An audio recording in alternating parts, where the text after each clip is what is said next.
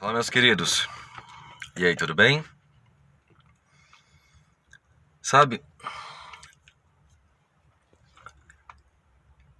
nós geralmente ou estamos presos ao passado ou ao futuro. E isso até mesmo com relação à função do nosso cérebro, sabe? A função racional, ela tende a ficar no passado e no futuro. E a emocional tende a ficar no presente, né? E isso é bem interessante porque quando eu olho para o passado de uma maneira ruim, eu imagino um amanhã também ruim. Eu faço uma conexão, entende? E esse excesso, o problema é quando a gente fica preso de maneira excessiva. Quanto mais constante for aquela prisão, quanto mais tempo demorar, mais aquilo vai se tornar em um grande problema, que é o que eles chamam de patologia. Então,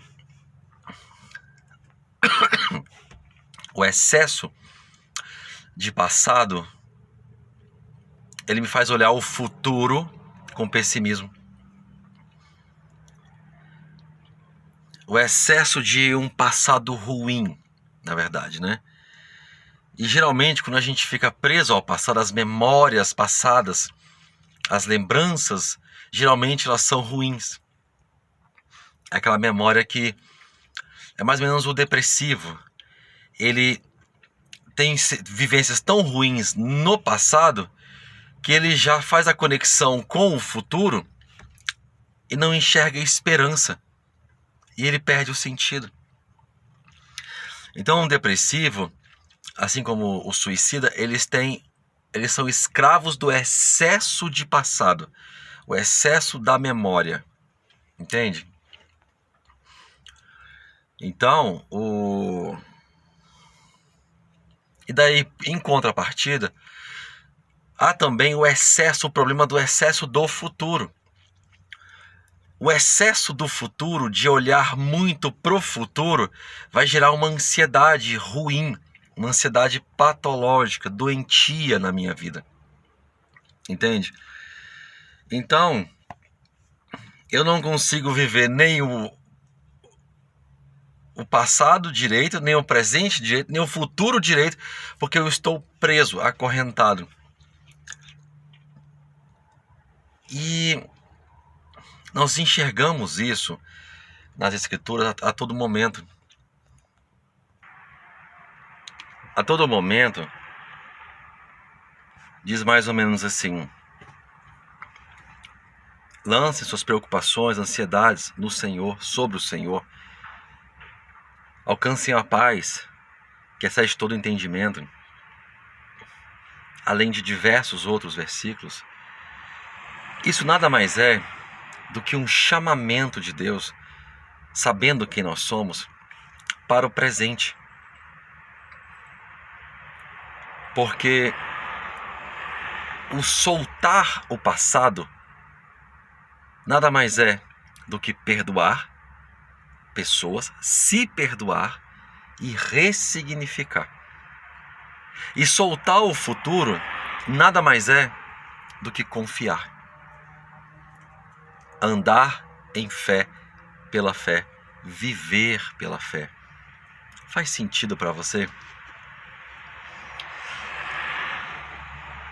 Então, nós nascemos para viver no hoje. Como dizem as Escrituras, o dia da salvação é hoje. O dia da mudança é hoje. O ontem já passou, o futuro ainda não chegou. E essa é uma situação que a gente precisa pensar. Nós precisamos praticar esse desapego com o que passou. Sim, perdoar não é fácil. Sofrer o prejuízo é mais difícil ainda. Assumir o dano. Realmente, eu não sei o que você viveu, eu não sei o que você passou com fulano, beltrano. E às vezes você também fez algo que te persegue, é uma dor que você não aceita ser perdoado. Isso é uma coisa que a gente tem que pensar. Porque enquanto não houver essa ressignificação com relação ao que passou, e que ao ponto de que nós venhamos a ter aquele momento de luto,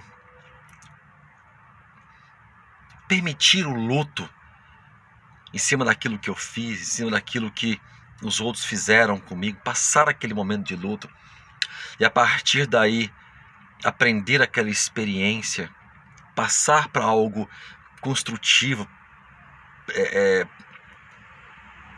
que vá me melhorar de alguma forma. Eu não vou deixar para trás a depressão, o suicídio, a tristeza, a mágoa, a amargura, que é tudo isso que as Escrituras vêm nos ensinando. E da mesma forma, o futuro. Não se preocupe com o que vocês vão comer ou beber amanhã, porque o Senhor sabe todas as coisas. Ele sabe que vocês precisam. Antes mesmo de vocês pedirem, Ele já sabe que vocês iriam pedir e que é aquilo que vocês precisam. Então, deixar de ficar com o excesso do futuro na minha vida arranca de mim a insegurança, o medo, a ansiedade, e simplesmente me ensina, me faz aprender a confiar, a dizer: eu sei que Deus cuida de mim. Andar pela fé, a viver pela fé. As Escrituras, lá em Isaías, falam que de Emanuel, no caso seria Cristo, Jesus, ele fala que ele aprenderia a discernir entre o bem e o mal. Ele aprenderia o que é o bem e o que é o mal e a escolher o bem. Então é mais ou menos isso. Nós temos que aprender a andar sem excesso de passado e sem excesso de futuro. Nós temos que aprender a soltar, perdoar, ressignificar o passado. E da mesma forma, soltar confiando, andando pela fé, andando sabendo que Deus é por mim e que tudo coopera para o meu bem. Compreende?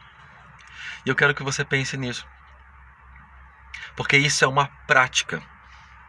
Assim como Jesus aprendeu a escolher o bem, a praticar o bem, nós também precisamos reaprender a deixar o passado para trás e olhar para o futuro apenas de uma maneira saudável, mas sabendo que de qualquer forma o meu futuro pertence ao Senhor.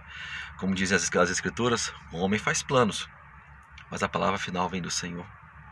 E também diz que, acho que foi o apóstolo Tiago, se não me engano, acho que ele fala mais ou menos assim, que nós não devemos olhar para uma situação e dizer: amanhã farei negócios, farei isso e aquilo, porque a nossa vida está nas mãos do Senhor. Isso faz todo sentido para a gente. Isso tem que fazer, na verdade, porque esse mundo ele está em constante mudança, e uma mudança tão complicada que aquilo que eu sabia já não serve mais, e aquilo que eu achava que servia já está ultrapassado, e nós estamos nos tornando obsoletos com uma celeridade, com uma rapidez tão grande, que se nós não tivermos uma estrutura, um pilar, uma base sólida em alguém que é mais forte do que eu, que cuida de mim, nós vamos cair no desespero, na mágoa, no ódio, na ansiedade, crise de pânico. Entende? Vamos pensar sobre isso, praticar, soltar o passado e soltar o futuro, e viver o presente com o Senhor. Grande abraço, que te abençoe. E até a próxima.